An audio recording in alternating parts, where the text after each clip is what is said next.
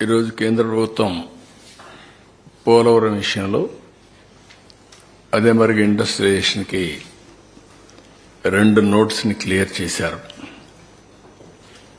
ఇది ఒక నిరాశ నిస్పృహల్లో ఉండే రాష్ట్రానికి ఒక మంచి ఊతం ఇస్తుంది, ఒక నమ్మకాన్ని, ఒక భరోసాని ఇస్తుంది. ఈరోజు మనం చూస్తే పోలవరం ఫేజ్ 1 టోటల్గా ఈ ప్రాజెక్ట్ నేషనల్ ప్రాజెక్టు. ఆ రోజు తీసుకున్న కొన్ని నిర్ణయాల వల్ల ఇది ఫేజ్ 1 కింద అక్కడ జరిగిన డిస్ట్రక్షన్ కానీ దీనివల్ల ఫేజ్ 1ని క్లియర్ చేశారు. ఫేజ్ 1కి 30,436.95 కోట్లు కాస్ట్ ఆఫ్ ది ప్రాజెక్ట్. అంత మునుపు ఇది నేషనల్ ప్రాజెక్టుగా అనౌన్స్ చేసే నాటికి 4,730,70,71,00,000ని ఇన్వెస్ట్ చేశాం. 4,730 కోట్లు ఇన్వెస్ట్ చేశాం. దాన్ని రాష్ట్ర ప్రభుత్వ వాటా కింద అప్పట్లోనే పరిగణించి మిగిలిన డబ్బులంతా కేంద్రం పెట్టేట్టుగా ఒక అవగాహనకు వచ్చాం. బ్యాలెన్స్ అమౌంట్ చూసినప్పుడు 25,706 కోట్లు వస్తుంది.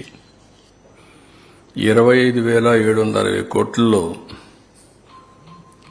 ఇంతవరకు రిలీజ్ చేసింది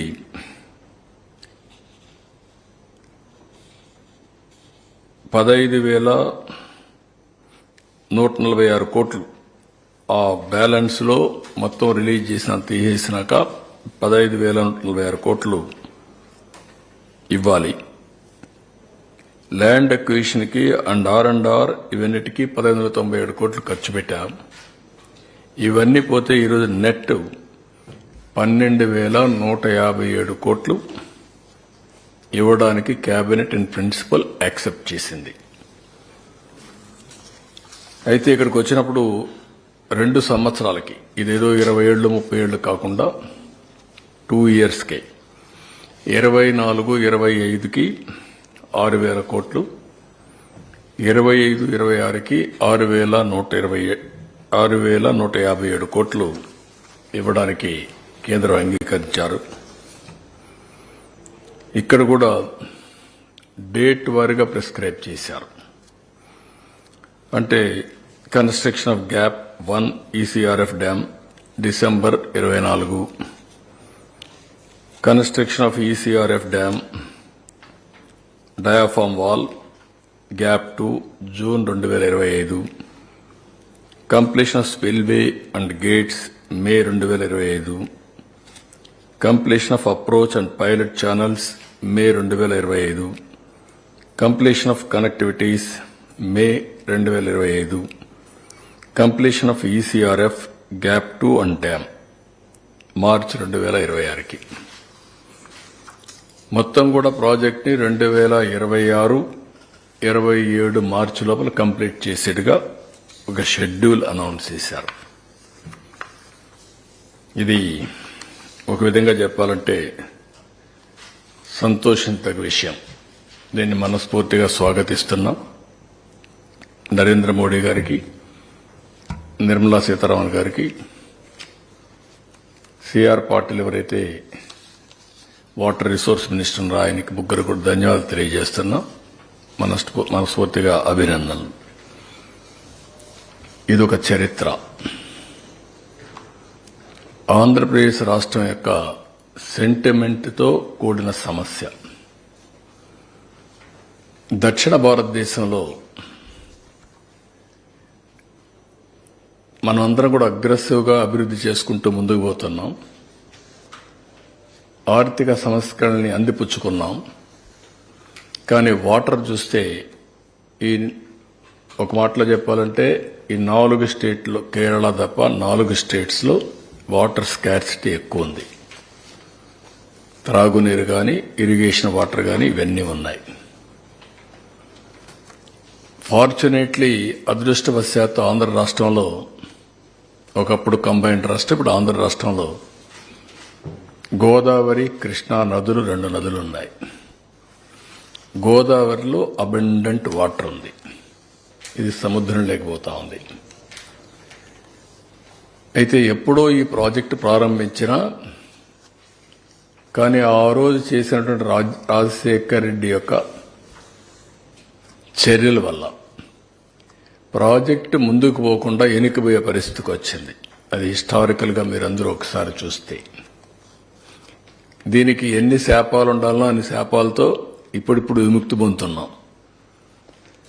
ఈ ప్రాజెక్ట్ ఎప్పుడో అంజయ్ గారు ఫౌండేషన్ వేశారు. అప్పుడే ఇందిరాసాగర్ పేరు కూడా పెట్టారు. ఇట్లా అనేక సమయాల్లో ఈవెన్ కాటన్ అయితే అప్పట్లోనే ఆలోచన చేశాడు. ధవళేశ్వరం ప్రాజెక్టు కట్టే మునిపే ఇక్కడ ప్రాజెక్టు కడితే ఎటువంటి చేసి బ్రిటిష్ పార్లమెంట్ ఒప్పుకోకపోతే అప్పుడు ధవళేశ్వరం బ్యారేజ్ కట్టాడు. లేకుంటే అప్పట్లోనే అయిపోయి ఉండాల్సిన ప్రాజెక్ట్ ఇది. అంటే ఎన్ని ఇబ్బందులు రావాలన్ని ఇబ్బందులు వచ్చాయి. అలాంటిది రాజశేఖర్ రెడ్డి కాంట్రాక్టర్లు మార్చి ఆ కాంట్రాక్ట్ లిటిగేషన్ పడి 2009 వరకు ఆ కాంట్రాక్టులు పనిచేస్తుంటే అయిపోయి ఉండేది, పనిచేయకుండా అడ్డుపడ్డాడు. అది ఆయన చనిపోయే వరకు మళ్ళా కాంట్రాక్ట్ను పిలవలేకపోయాడు. కాలువలు మాత్రం కొంత మట్టి తీశాడు, కడవని వదిలేశాడు ఆయన. తర్వాత రోసే గారు కూడా చేయలేకపోయారు. కిరణ్ కుమార్ రెడ్డి వచ్చిన తర్వాత సీఎం అయిన తర్వాత టెండర్లు పిలిచాడు. అది కూడా 20-25 సార్లు సమైక్య ఆంధ్రప్రదేశ్లో ఎవ్రీ టైం అసెంబ్లీలో వచ్చి అక్కడి నుంచి ప్రాజెక్టు యాజ్ ఇట్ ఈస్ ఉంది. ఆ సమయంలో బైఫర్కేషన్ అయింది. అప్పుడే ఈ రాష్ట్రానికి న్యాయం చేయాలి, ఎట్లా కాంపన్సేట్ చేయాలనుకున్నప్పుడు ఇది ఒక ముఖ్యమైన ప్రాజెక్ట్. పోలవరం ఒక నేషనల్ ప్రాజెక్టుగా ఇచ్చారు. అక్కడి నుంచి నేను ముఖ్యమంత్రి అయ్యాను. ప్రాజెక్ట్ ఇచ్చారు, చట్టంలో పెట్టారు, కానీ ఆ 7 మండలాలు ఇవ్వలేదు. ఆ 7 మండలాలు ముంపుకు గురవుతాయి. ముంపుకు గురైతే ఆ మండలాలు రాకపోతే ప్రాజెక్టు కాదు. అప్పుడు కేంద్రాన్ని గట్టిగా అడిగినప్పుడు నేను ఆ రోజు ఒకటే చెప్పాను, నేను ముఖ్యమంత్రిగా ప్రమాణ స్వీకారం చేయాలంటే ఈ 7 మండలాలు ఇచ్చి ప్రాజెక్టు పూర్తి చేస్తామంటే నేను ఇది చేస్తానని ఆ 7 మండలాలు ఇమ్మని అడిగాను. ఆ రోజు ఎన్డీఏ ప్రభుత్వం, థ్యాంక్స్ టు దెమ్, 7 మండలాలు ఇచ్చిన తర్వాత పార్లమెంట్ సమావేశాలు సమన్ చేశారు. ఎప్పుడు కూడా చరిత్రలో క్యాబినెట్ ఫార్మ్ అవుతానే పార్లమెంటు ఇచ్చేసి రెగ్యులర్ బిజినెస్కి వెళ్తారు. అట్లా కాకుండా పార్లమెంట్ సమావేశాల కంటే ముందు ఒక ఆర్డినెన్స్ పాస్ చేసి ప్రెసిడెంట్ ఆమోదించి తర్వాత పార్లమెంట్ సమావేశాలు పెట్టారు. That is the difference. ఆ విధంగా మన చిరకాల కోరిక నెరవేరే ఆశలు వచ్చాయి. అక్కడి నుంచి 28 సార్లు క్షేత్రస్థాయికి వెళ్ళారు. 82 సార్లు వర్చువల్గా సోమవారాన్ని పోలవరంగా చేసుకున్నాం. అదొక ప్యాషన్. ఒక మాటలో చెప్పాలంటే అది ఒక అబ్సెషన్. పోలవరం అనేది ఎట్టి పరిస్థితుల్లో కంప్లీట్ చేయాలి. పోలవరం ఆంధ్రప్రదేశ్ రాష్ట్రానికి ఒక వరం. ఇది కంప్లీట్ చేసి జాతికి అంకితం చేస్తే జాతి బాగుపడుతుందనే ధ్యేయంతో రాత్రింబగళ్ళు పనిచేశాం. 72% పనులు పూర్తి చేశాం. 11,762 కోట్ల రూపాయలు ఖర్చు పెట్టాం. ఒకే రోజున 32,215 క్యూబిక్ మీటర్ల కాంక్రీట్ పనులు పూర్తి చేసి గిన్నిస్ ఆఫ్ బుక్ వరల్డ్ రికార్డులో స్థానం సంపాదించాం. డయాఫామ్ వాల్ 414 రోజుల్లో పూర్తి చేశాం. 100 మీటర్ల లోతు డయాఫామ్ వాల్ని 414 రోజుల్లో పూర్తి చేశాం. స్పిల్వే గేట్లన్నీ డిజైన్లు సిద్ధం చేసి గేట్లను అమరించి అదే మార్గం మీరు చూస్తే ఎక్కడికక్కడ స్పిల్వే కానీ స్పిల్ ఛానల్ కానీ ఇవన్నీ పూర్తి చేశాం.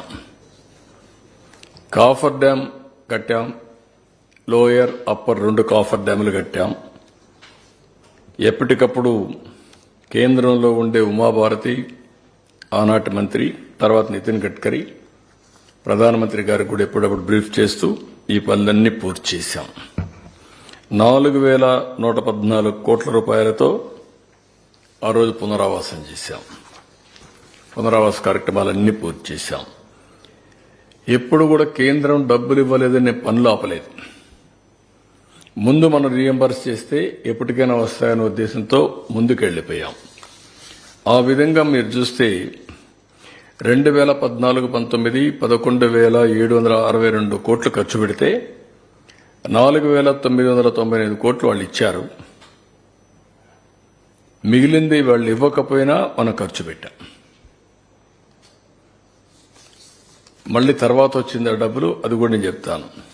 ఈ విధంగా మొత్తం ప్రాజెక్ట్ని ఒక ఎట్టి పరిస్థితిలో ఈ ప్రాజెక్టు పూర్తి చేయాలి అనే తపన, ఒక డిటర్మినేషన్తో ప్రభుత్వం ముందుకెళ్ళాం.